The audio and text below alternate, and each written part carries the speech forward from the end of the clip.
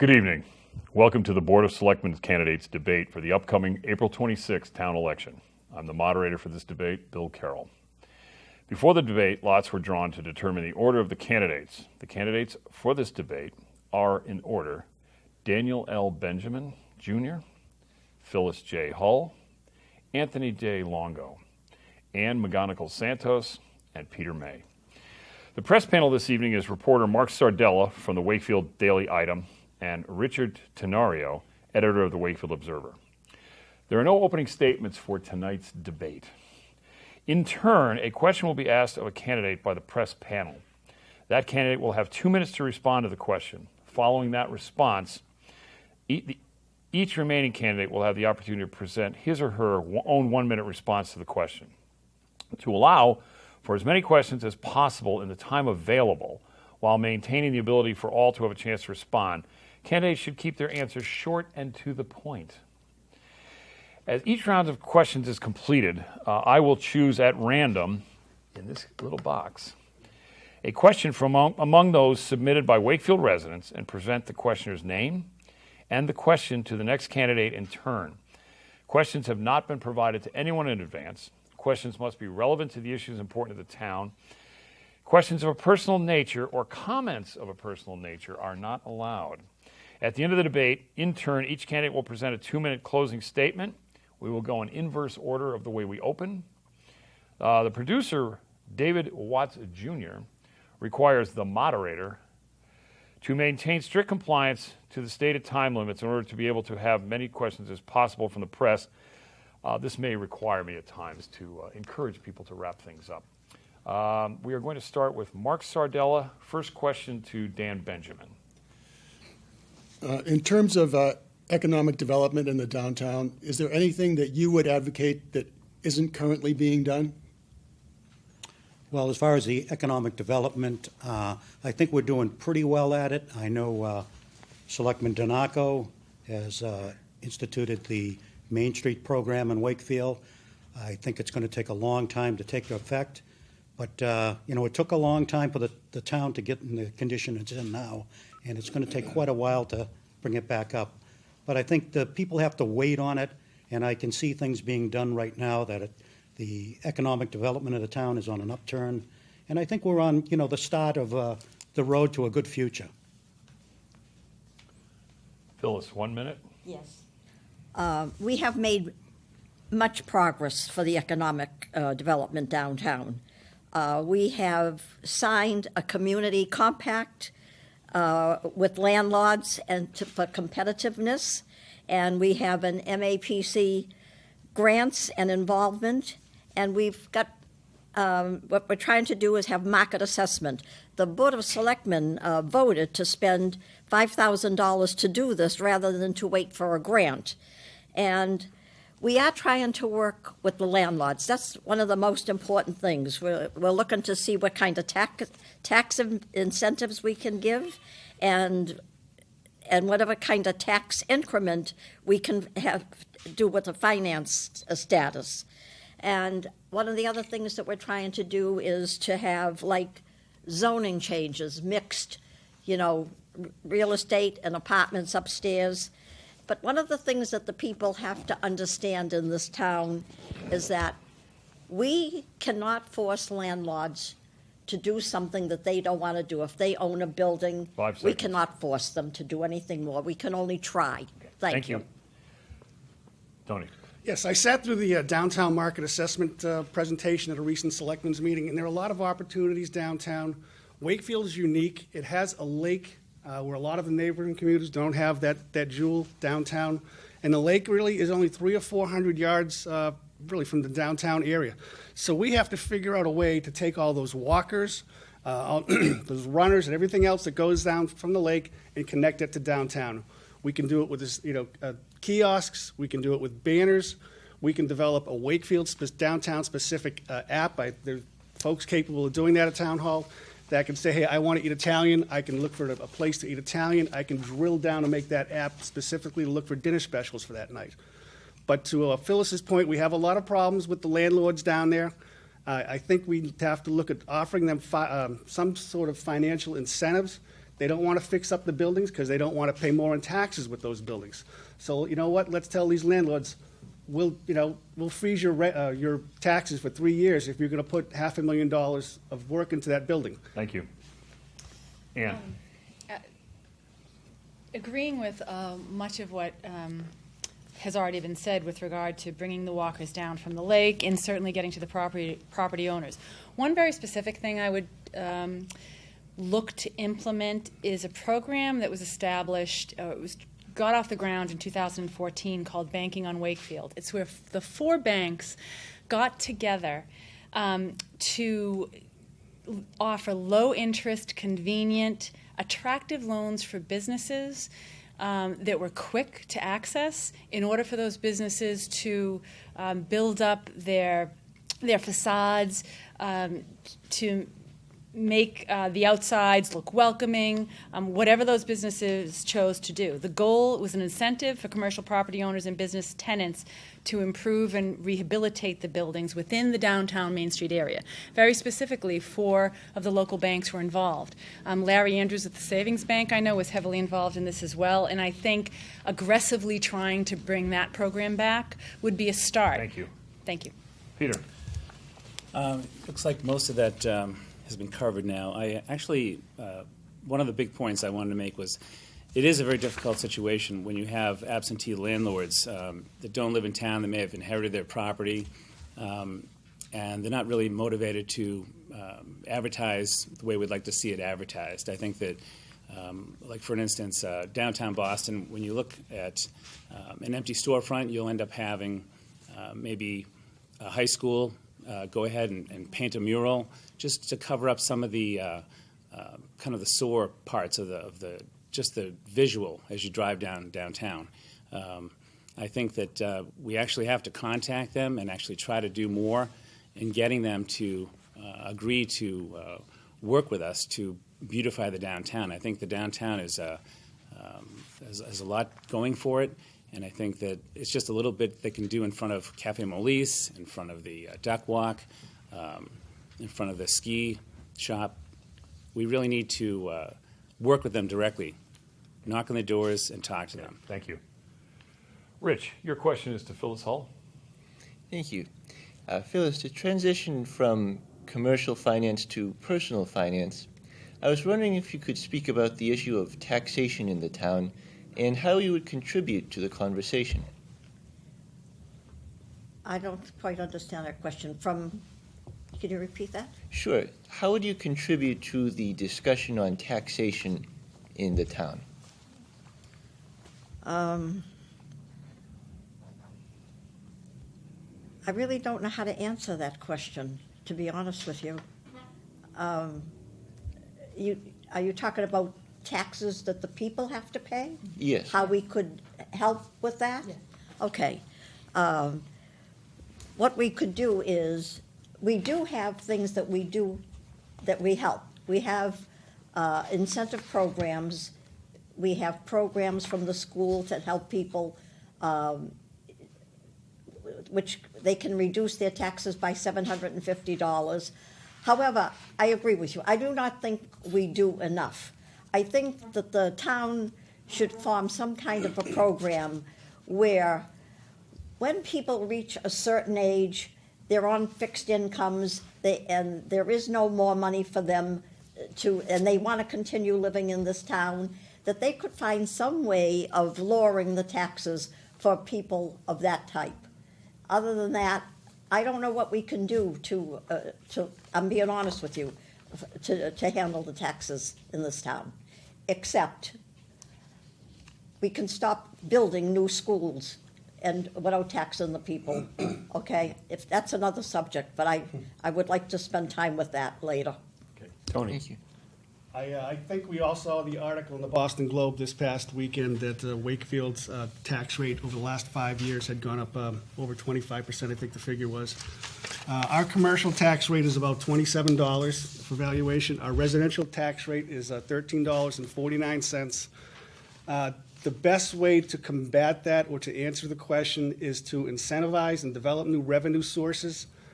Maybe look at rehabbing the Lakeside Office Park to develop that and make that more valuable. The property where Converse is 3 times the valuation of the Lakeside Office Park, even though they're very similar properties. Why is that? Because one is much more appealing than the other. And unfortunately, I wish I could say your taxes are all going to go down, but we do need to do something with the high school. That's coming down the road.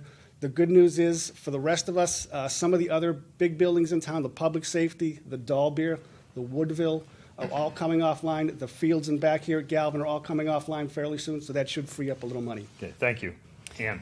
I think the article in the Boston Globe was misleading and not presented as well as it could have been. Almost all of the towns that were noted as having raised 20%, 25%, all built new schools, all had major projects done, whether it was an override or, in our case, debt exclusion. Galvin is still on our bills. That's why some of our bills have gone up. I understand points that Phyllis was making, that it's, if you're on a fixed income, I mean, I certainly know my taxes are high. I've had a freeze on my pay for the past several years. It is difficult, but I also think we are the best buy for the towns around us. If we want to be Saugus, we can be Saugus. We can cut money going to veterans, to education, to cutting the capital. We put money in OPEB. We do things to make our town the best value. We have less rate than Reading and Melrose. So it's a great question. It's a tough question. Thank you. Peter?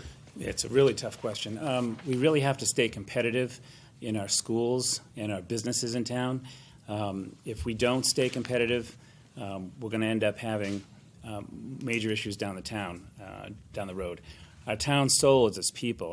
Our town's heart is its volunteers, the backbone of the schools and businesses. Keeping these all in alignment will keep the town healthy and vibrant. We cannot continue to prosper if we don't remain competitive around other towns. I think during the prior debate, it was mentioned there's 850 new families moved into town last year. There's going to be 850 moving out if we don't start keeping track of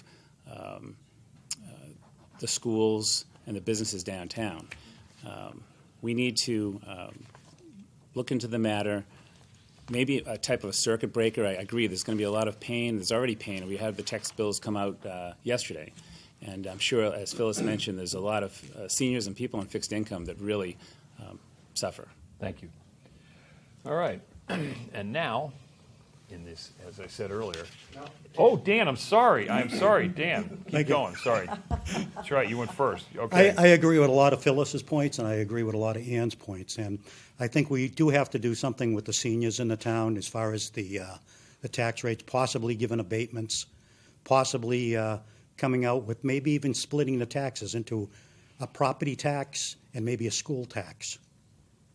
And I just think that we got to think about the seniors in town. I mean, we're thinking about building a new school. You know, can the seniors pay for this? They've already gone through 2 years ago, the Galvin, and who knows, 4 or 5 years down the road from this, after a new high school, if it's built, they're going to get hit with another school. I mean, it gets down to the point where, can the seniors afford this? I mean, these are the people in Wakefield that built this town, the seniors, the greatest generation, the boomers. We got to do something for them. Tax abatements. We also should look into our capital bonding, and I know we got 12, 13, 14 million coming back over the next 5 to 6 years, which is about on schedule with the school if it's built. Okay, thank you. It's that rotating question thing that screwed me up, Dan. I apologize. And so now this question goes to Tony, and this is from Brawin Delavopi. Do you believe there's enough transparency in town government? Oh, it's a two-parter. If not, what does enough transparency look like? What would it entail? Three-part question. Tony? I do believe there's enough transparency currently in town government. The town administrator has been very open and, for lack of better words, transparent in his administrating of the town.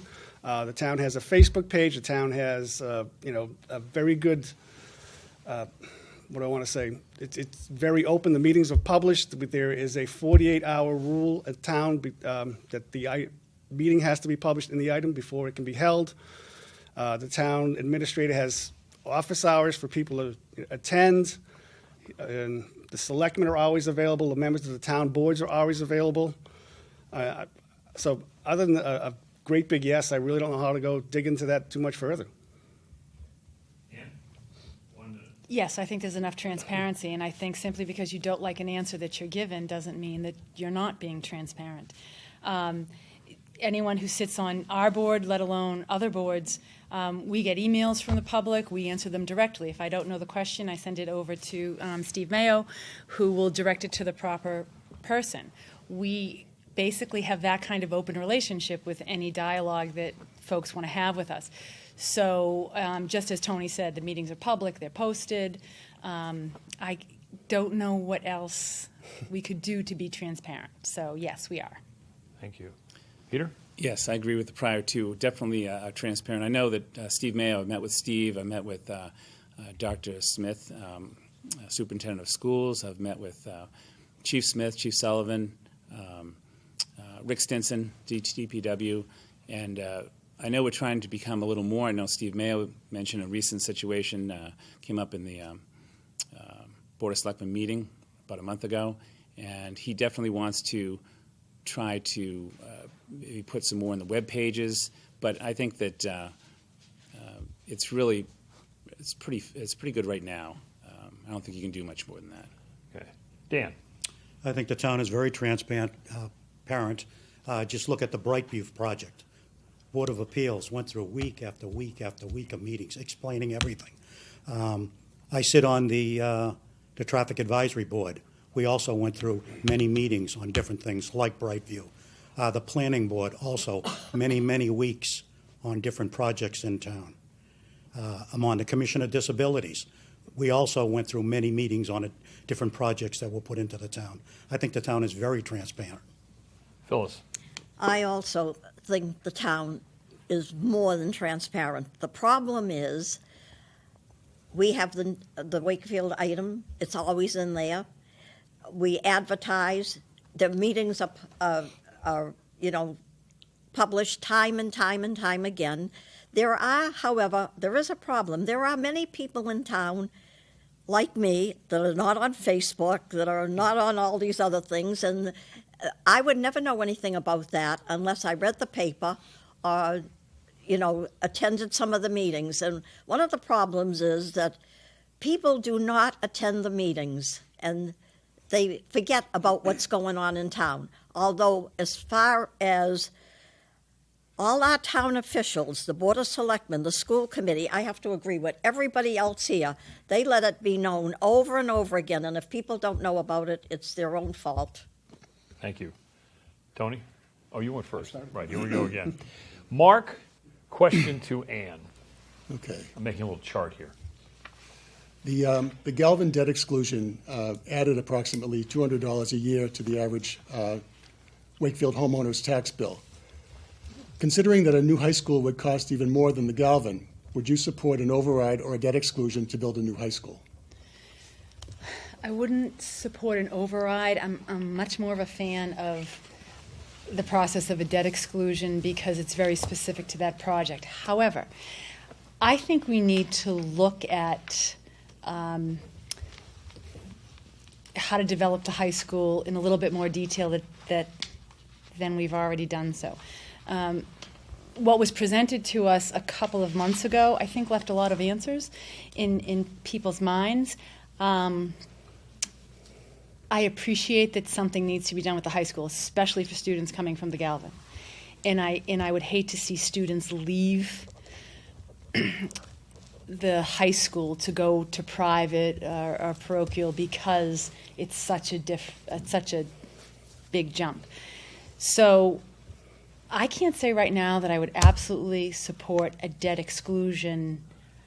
I support something. I just think we need to do more research. And I think, does that mean we build a new high school? I'm not sure. Does it mean we build up the high school, renovate parts of it? I feel like we don't have the information yet. But do I feel something needs to be done? Absolutely. Peter, 1 minute. Yeah, the debt exclusion definitely would support that. I think that it does keep it in a box, and I think that it keeps it on its own. I think that it's a situation where we end up having a a problem if we don't start planning ahead. I think the Massachusetts School Building Association, I think a month or two ago, we submitted the paperwork to request the potential matching funds. And I think a new school, so far, it seems like that's a good direction. It's kind of early, as Ann was mentioning. The Galvin had approximately 54.6% matching funds coming back from it. The 5-part report showed $60 million to $129 million repair costs or for a new school. If we don't remain competitive, we will keep losing kids to St. John's Prep, to Malvern Catholic, to Arlington. It's important to get more information, but just a tax increase, I wouldn't support that. But the debt exclusion certainly would be the best approach. Okay. Dan, 1 minute. Oh, my God, so many questions, so many questions. What are we going to build, a new high school? We haven't even decided on what option we're going to take. I mean, you've got the question of the studio right here, WCAT. Where is that going? Nobody has mentioned that. I believe they just signed a 10-year lease here. What are they going to do with the Performing Arts Center? What are they going to do with the central office of the school department? That is not even mentioned in anything. Are we going to build a new building, rent out space? The Mass School Building Authority is very flexible in different things. We should look in and see how flexible they are. At the same time, the high school might be built, Northeast Voc School has sent in a statement of interest at the exact same time. I believe it's the same architects doing both projects. All this is going to have to be done out here on Hemlock Road. We have to coordinate that with putting new water mains in, utilities in. There's just so many questions. And all we're putting in is a statement of interest, and that's just the concept, the design on a school. We can get reimbursement from the state for a model school, which gives you 5%, or a green project, another 3%. We just got to look into bonds. Thank you. Phyllis. I was the only person that I know of here that attended the public hearing at the Wakefield High School on January 21st to listen to the architects and everything that they wanted to do about tearing down and building a new high school. There is, in my opinion, there is absolutely nothing wrong with the bones of the high school that we have now. And I am firmly convinced that we can get design engineers and engineers, I see it in the paper every day, that can recommend what we could do with the high school the way it is now. There's wasted space in there. They want a science room in there. There's room for a science space in there. And as Mr. Longo said, in just a little over a year and a half, we'll be getting the bond money from the Woodville, from the Dole Bear, and right after that, there'll be the bond money from the Safety Facilities Building. And we should be planning to do something with that money and start making repairs now. Thank you. Tony. I met with Superintendent Smith today, and we discussed, one of the things we discussed was the new high school project. There are current deficiencies in the science department. It's not up to code. It has nothing to do with the curriculum itself or the educators. It has got to do with the structure, the building itself. Something has to be done, and I think the debt exclusion is the right thing to do. So the town will file a statement of interest with the SBA and go forward with the project. And if approved, then we'll do a feasibility study. Now, the feasibility study for the Galvin cost roughly $600,000. The feasibility study for the new high school will be at about $1 million. And what that feasibility study will do, will tell you the best option will be to remodel, the best option will be to build new. And it will tell you the best options for funding for that project as well. The Galvin was about $70 million. Most of that, or about 55%, was covered by the SBA. The Permanent Building Committee, who I've also met with about these projects, did a fantastic job with the Galvin. And I encourage anybody, if you have not been there, take an opportunity, schedule a tour, and walk around. Thank you. I believe Peter, and the question is from Mark. Or Rich. Questions from Rich, sorry. Peter, should you win election, how do you see yourself working with your fellow selectmen, and what would you envision as your role on the board? Well, that's a great question. Well, I think I'd work very well with the folks that are here. as well as the ones that aren't here. I think that what the town really needs is just independent people thinking on their own and not voting as blocks. I think that it's been very good like that up to now, and I think it should continue. There's some things that start to do, I think, right away. I think that after working with them, I think the Wakefield bond money, we should secure that right away as well. The $985,000 for the pedestrian-oriented street layouts, bicycle pathways, lighting, and sidewalk improvements on Main Street. That'd be one of the first things I did in conjunction with the other selectmen. And also work a lot closer, I think, with as many business owners as we can, as well as the folks that they are the absentee landlords to revitalize, getting back to revitalizing downtown. But I think in conjunction, working together, I think that's easy to do. It's just a matter of still having everyone keep their independence. You have to have people to think on their own, not just as a block all the time. I think that it's been working well for years, and I think it should continue. Dan, 1 minute. Well, if I was elected onto the Board of Selectmen, I'd do a lot of things. First of all, I'd like to see the Board of Selectmen. I'd like to hear a lot more from some of the selectmen that are there now. Some of them are doing a great job, but there's a few that the silence is deafening. Some I think are last thing in, first person out. And I would be there, and I would be speaking like Phyllis. I mean, every selectman should have something to say at every meeting. There's people out there, the small town people that have something to say. It may be a small little project, but you should say something at every meeting. You know, I look at the meetings and I say, they have to go around at the end. Okay. Now, Phyllis has got something to say. That's what a selectman is supposed to be. She's supposed to work for the people of Wakefield and answer their questions or ask the questions. I will ask those questions. Whether they're good or bad questions, I will ask them. Thank you. Phyllis, 1 minute. Well, I have to say, I am one of the people, it's just that happens that I get a lot of phone calls, I meet people on the street, they stop me, but I have to say this, whatever question that I have, I do bring it, but the rest of the Board of Selectmen are just, they're great, they're wonderful, they listen, most of the time, they agree, they're very helpful. Administrator Mayo is always there to back me up, and there are many things that I have brought before this Board of Selectmen that have been there, and that they have been there right behind me to help me, and I certainly appreciate that. Tony.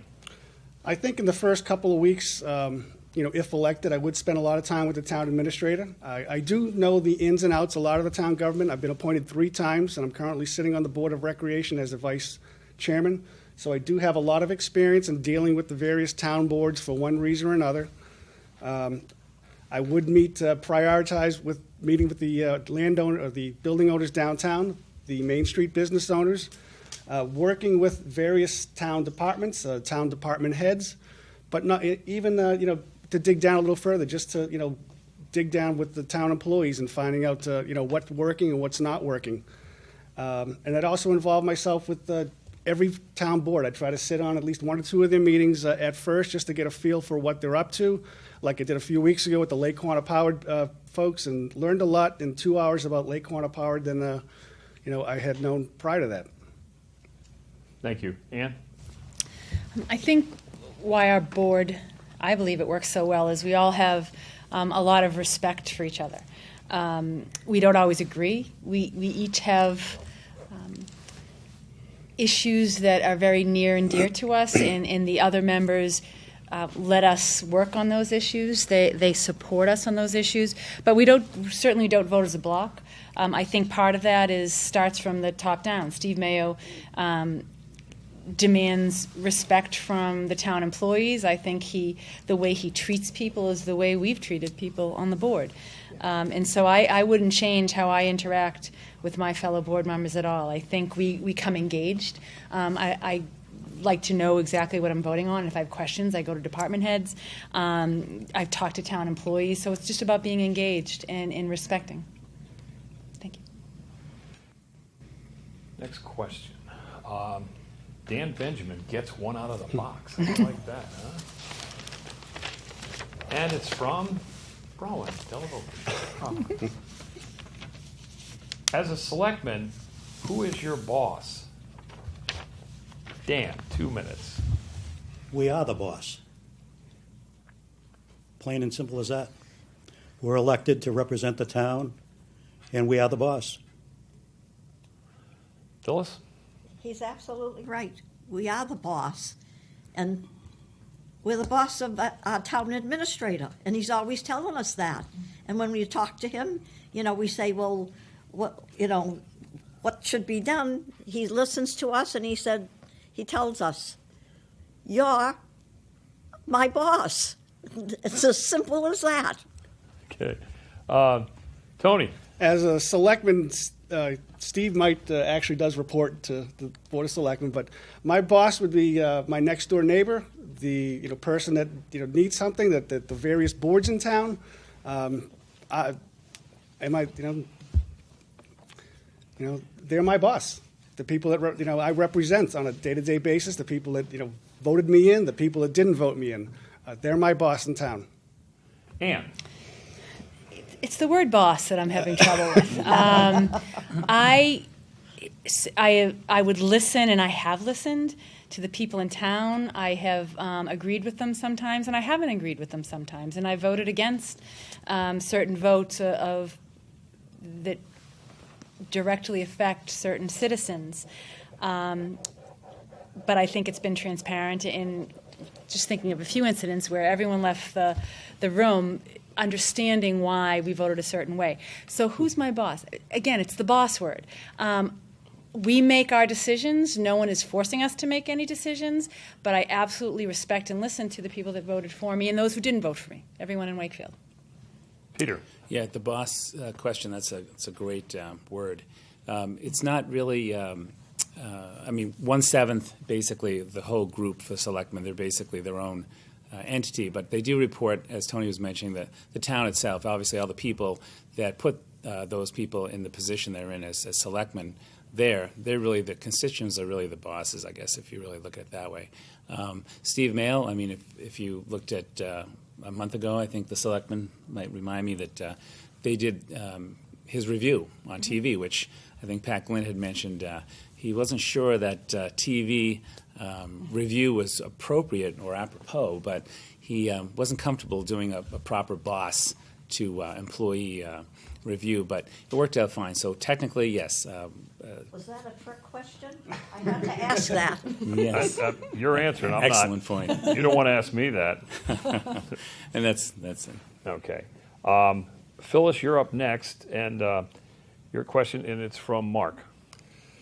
Phyllis, at a town meeting last year, the DPW director argued passionately for retaining the winter-long parking ban. Right. Would you favor returning to a winter-long parking ban?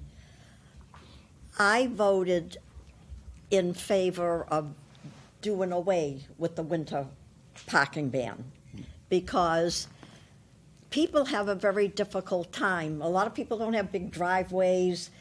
They have no choice. So the reason I did that is that we have had no trouble. I know they brought up the subject about if we have a fire, how will they get to the houses?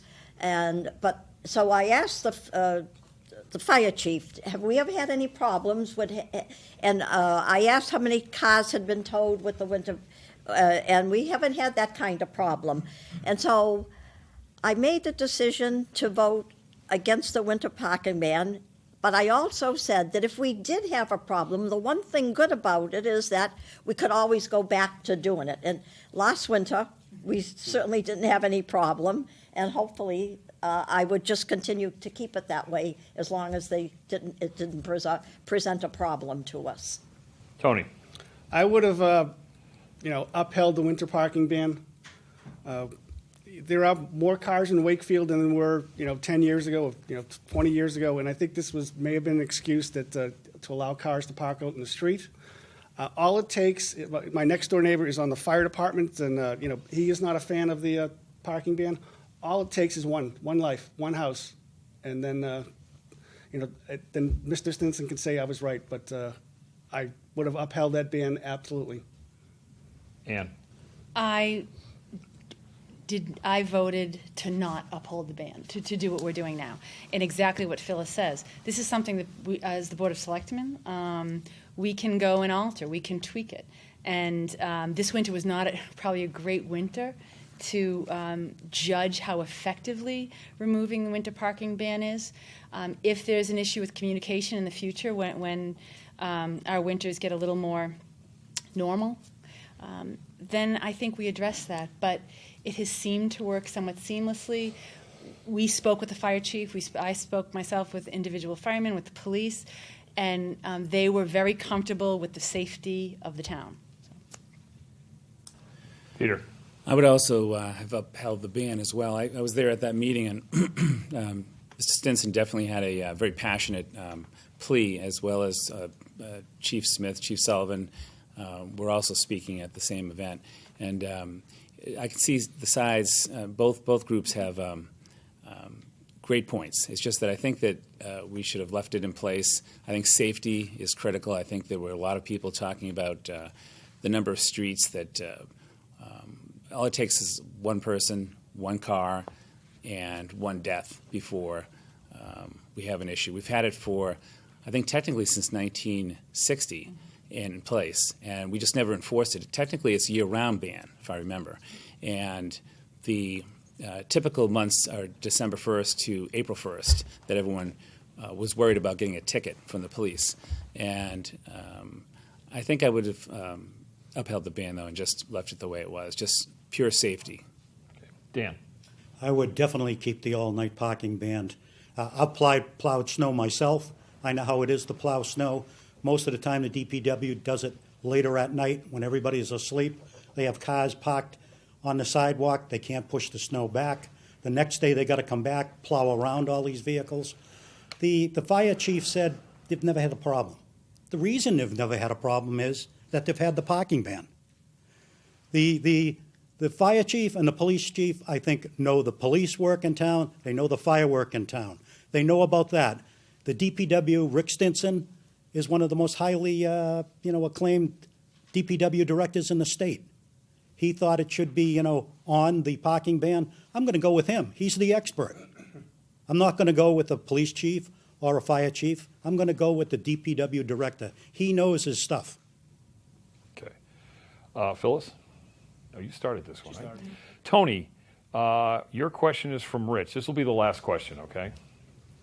Okay, you're up, Rich. Thank you.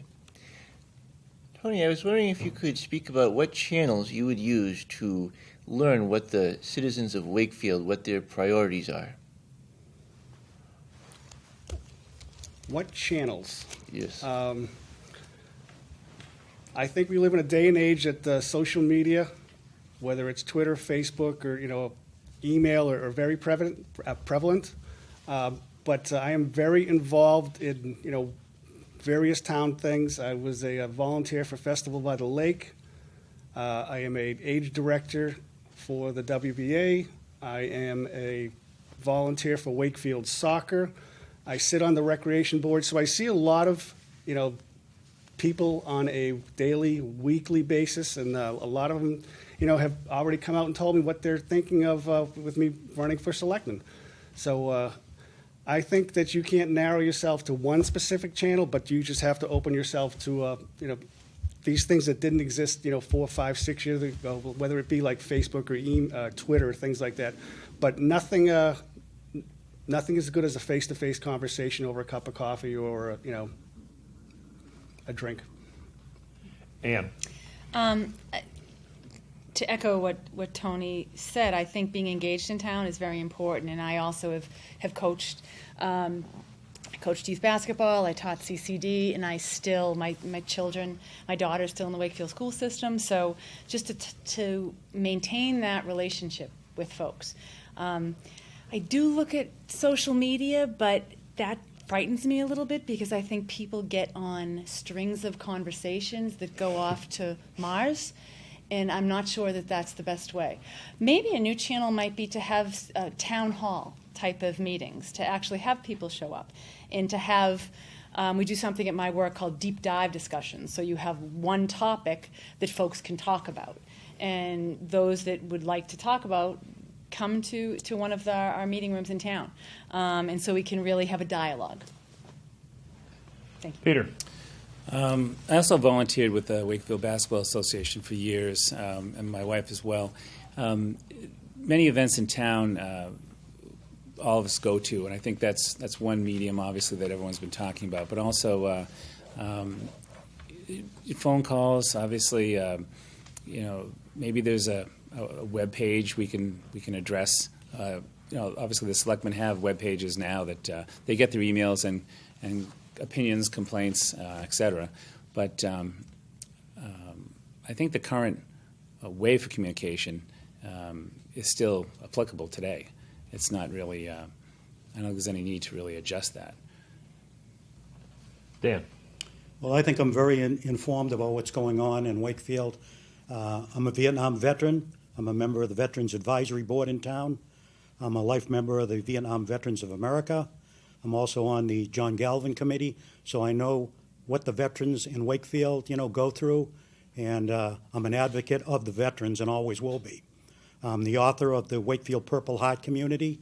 I authored the proclamation, and I designed the signs for Wakefield. I'm the chairman of the Council of Aging, co-chairman of the Commission on Disabilities, member of the Historical Commission, member of the Traffic Advisory Board. I'm on the founding committee of the Boys and Girls Club. I was co-chairman of the 4th of July Parade, which is the biggest event in Wakefield, for 12 straight years. I thought I was going to be in it for life, but I finally got out of it. And I wish the best for Patrick. I'm a member of the Lions Club, the West Side Social Club, Trees for Wakefield, and involved in many, many events in Wakefield. I know practically everything that's going on in town because I get the Wakefield item every day. If you buy that Wakefield item, everything is advertised in there. All kinds of information is in there. When all the meetings are going on, and I do belong to a lot of civic groups, but it's the Wakefield item. People say to me every day, "Oh, I didn't know this was going on." I'm sorry. I say, "Do you buy the item? Buy the item, and you'll know what's going on." Okay. Phyllis, you might want to give a shout out for the Observer too. Rich has put some time in here. Just sort of as an equal opportunity.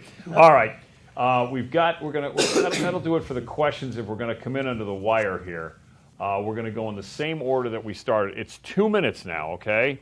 And I don't want to have to cut you off, but try. I'm sure you practice your statements, so we'll be a little leeway. But Dan, you're up. Okay. I guess I've said what boards and committees I'm on in Wakefield, many of them, so I think I'm well-rounded in that. And my wife will probably say I'm well-rounded in another way. But anyway, I'd push for Wakefield to have a permanent cop in the downtown area to enforce the existing parking regulations and removal of all those illegal sandwich board signs that we trip over walking down Main Street. I think we should meet with the businesses, real estate people, property owners, and form a downtown and Greenwood association.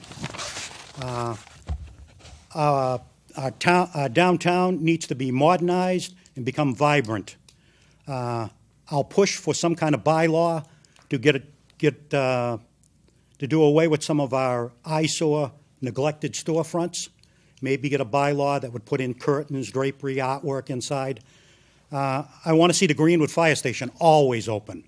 Engine 2 saves lives. The Pride of Greenwood should have the best vehicle in the fleet. And I think Greenwood should be treated like the rest of Wakefield. I won't forget Greenwood. I think we should have more housing and tax abatements for seniors. And I think the seniors should have more housing in Wakefield. As you can tell, I'm a senior myself, so I'm gonna get stuff for the seniors in this town. Our disabled community deserves the respect and compassion of the community. I think we should look into water and sewerage rates and maybe second meters. I think if we decide to send in a statement of interest for a new high school, I think that we should also put in some kind of a statement that maintenance on all these buildings, including public buildings, should be maintained and it should be in stone. Thank you. Phyllis? I'm Phyllis Hull, and I'm seeking re-election to the Board of Selectmen. I came to Wakefield in 1960 from Minnesota with my husband and daughter, and still reside in the same home that we built at 14 Indian Hill Road. My work background has been in personnel and human resources, and presently I am employed by the Savings Bank. For the past 25 years, I have been highly visible activist serving as president and secretary of TAW and Lowe's, two organizations formed to preserve Proposition 2.5 and to keep taxes from rising in Wakefield. In 1993, I served on the search committee for a high school principal. In 1999, I was appointed by the Board of Selectmen to the Capital Planning Committee, which I served for 7 years. And in 2002, I served on the search committee for a new superintendent of schools. During this time, I was instrumental in bringing a charter to the town of Wakefield, giving us the opportunity for referendum questions. I was instrumental in the codification of the town bylaws. As a member of the Board of Selectmen, I have made other segment of the Board of Selectmen the opportunity to highlight questions and concerns brought to me by the citizens on a daily basis. No issue or concern too small to bring before the board for clarification or a solution. In 2007, I was approached by several veterans who asked for my help in doing some repair work to the World War II memorial. I chaired a committee for the restoration of the memorial. This was 3.5 years of tireless work and fundraising, and I was fortunate enough to have one of the best committees ever. On 11/11/11, we presented to the town of Wakefield a beautiful granite World War II memorial, and best of all, no money from the town. My biggest goal, however, has been to be a voice for the citizens of Wakefield and to advocate for anyone who lives in this town and who wants to remain in this town, whether they are retirees, average income earners, single parents, and especially senior citizens on fixed incomes. Okay. It Thank has you. truly been an honor for me to serve on the Board of Selectmen, and if elected, I will continue to do the best job Thank possible. you. Tony. Good evening, Wakefield. On April 26th, you'll be asked to elect a new selectman, maybe 2 or 3. But first of all, I want to thank the men and women from Wakefield serving overseas for our country. You're not forgotten. Secondly, I want to thank our first responders in town. Our police and fire departments do a great job on a daily basis. I've been appointed by the Board of Selectmen 3 times over the last 7 years to serve on the Recreation Commission. During that time, we created a department that's been the envy of our neighboring towns. We had Reading and we had Stoneham try to steal our director recently. We saw revolving funds go from $15,000 in 2009 to $95,000 in 2016. We presented to a recent Finance Committee meeting. Money that is either reinvested or returned to the town. I have experience in working with other town boards. I have the experience in working with large-scale capital improvement projects such as the building at New Fields, at Beasley and Landrigan, the track and the field house. Many of you know me by my involvement and participation in some of Wakefield's youth sports programs. Wakefield needs someone that will move forward with new revenue and new growth plans. This revenue can greatly offset the costs of new educational facilities, which are badly needed in Wakefield. There is an opiate problem, not only in our town, but all over New England. We should collaborate and solve this with some of our neighboring towns. And I'm currently working with one of our state representatives on legislation to do just that. Wakefield's heart is huge. I saw it 2.5 years ago when I faced the fight of my life. There is work to be done downtown. Building needs improvements. Our youths are having drug issues. I have the experience, I have the involvement, and I have the vision to keep that heart beating. On an April 26th, I look forward to your vote. My name is Tony Longo. Thank you. Ann. Thank you. I'd like to thank representatives from the 2 local papers, Mark and Rich. Bill Carroll for moderating, WCAT, Bronwyn for submitting questions. I am a lifelong, I probably moved here when I was 5, resident of Wakefield, product of the Wakefield school system. Chose to raise my family here. At times, we've had 4 generations of my family living in town. After attending Brown University and Northeastern Law School, I was an assistant DA for almost 6 years, which is where a lot of my heart still lies with law enforcement. I was an arson prosecutor, so the fire department as well. I feel very protective of. I've been at Suffolk Law School for the past 18 years, 16 as a member of the faculty, and most recently as Associate Dean of Students. My town involvement started with way back when in high school, actually, volunteering for certain groups. But I was appointed and served and was elected to the Board of Health for several years before I ran for Board of Selectmen 3 years ago. I think it's been said by more than one person on this panel. This town has a tremendous heart. I think any of us who have gone through any kind of crisis in our life knows that immediately. This town picks people up. It surrounds them with their love, and I want to continue to make this town as great as we know it is. When I ran 3 years ago, I think that was also my message to move the town forward, and we have had so many successes. The town presently has a AAA bond rating, which is the highest available bond rating that can be given, and only 10%, less than 10% of municipalities in the state are given that bond rating. That based on the hard work of Steve Mayo, certainly, but what I think we've done on the board as well. Through regionalization, presently the building inspector, Board of Health, veterans, the assessor, we've saved money. We have also increased services, and we're looking to even regionalize some more. We very specifically have added $2 million to the capital fund each year, which was not done in the past. I want to continue working for the people of Wakefield, and I humbly ask for your vote on April 26th. Peter. Hello, my name is Peter May. I moved here 21 years ago because of Jim and Kathy Byrne of Wakefield, because they told myself and my wife that this is a great town, and it's a great town to this day. I've worked in the insurance industry for 30 years in the finance, underwriting, and senior management area. I actually helped start a company, so I know all the facets of running a business as well as working with all the town functions. I have the energy, the time, passion, and knowledge base to solve the issues that are confronting our town today. Revitalization of downtown is a key part of my plan. I've spoken to 30 owners of small businesses in town, and all of them love the town but do not work well with some parts of the government. They need help in different ways. I'll try to help them if elected. We have lost a number of good businesses, and it's hard to replace them. We need to attract new businesses in our town. Lately, when a business leaves, we do end up with another nail salon. No offense to nail salons. It's just we are not getting a diverse business community that we need back. We need to become more pro-business in our town. It's not the selectmen's issue. It's an issue with current bylaws and some other parts of the government. We have a review in 2017 coming up to go over the bylaws, and we need to make some changes.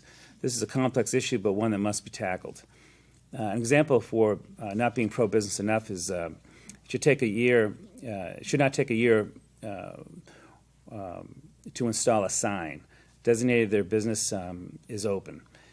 It also should not cost $15,000 to get to approve the sign before the cost of the sign and installation is even added to the bill.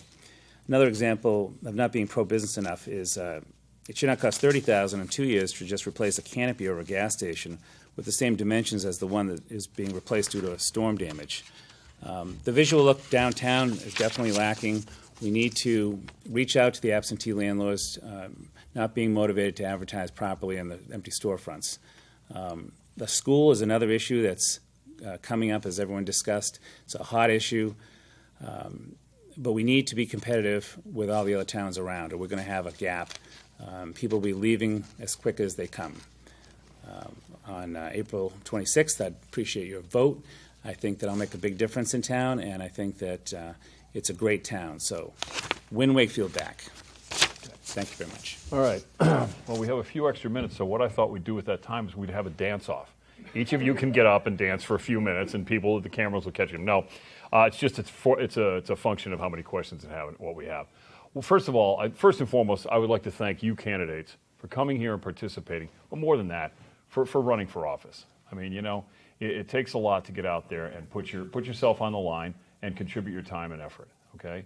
Everybody can take pot shots and criticize people and that kind of thing, but to actually get out there and run and put in your time and effort and have the responsibility and commitment that you do. I'd like to thank the press. You guys did a great job tonight. Those were great questions. I'd like to thank the people who took an opportunity to put questions here. That was a great new facet. We are cutting edge. We're like CNN, aren't we? All right, and as always, I'd like to thank WCAT. I mean, think about it. I don't know about other towns, but this is a fabulous format. David Watts is a producer. Everybody on the staff, Tom Stapleton, of course, puts together a great job. The thing to do is, folks, is to make sure that you get out there and vote, okay? That's crucially important. We can get into a whole constitutional American kind of thing, but we hear a lot about that now. Well, that's it. We got 3 minutes to go, but I think we're going to wrap this up. Mr. Stapleton's giving me the offstage like they used to do on the Johnny Carson show. So thanks a lot. I know you folks will get to view this several times before the election, and I'd like to thank everybody here once again at WCAT. Thank you, and good night.